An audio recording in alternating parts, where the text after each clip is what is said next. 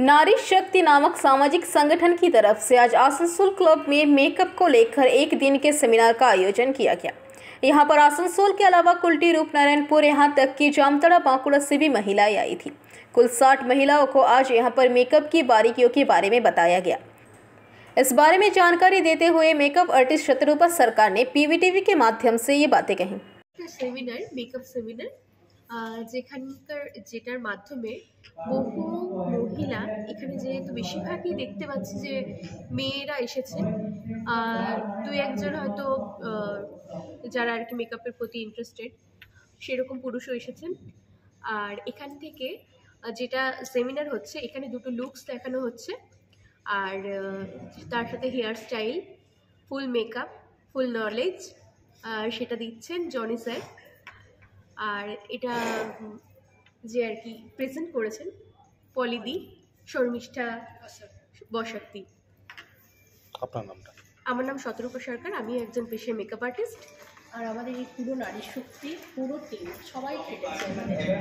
आपको बता दें कि भविष्य में उनके संगठन द्वारा कई सामाजिक कार्यक्रम करने की योजना भी बनाई है।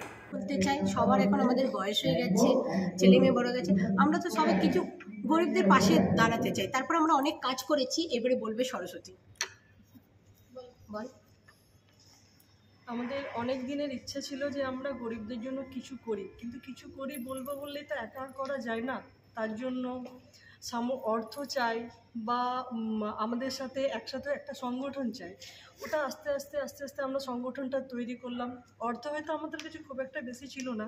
প্রথম দিন শুরু করেছিলাম কয়েকটা বস্ত্র দিয়ে শুরু করার পর তখন কয়েকজন ছিলাম, হয়তো আসতে পারেনি সবাই সময়ের অভাবে।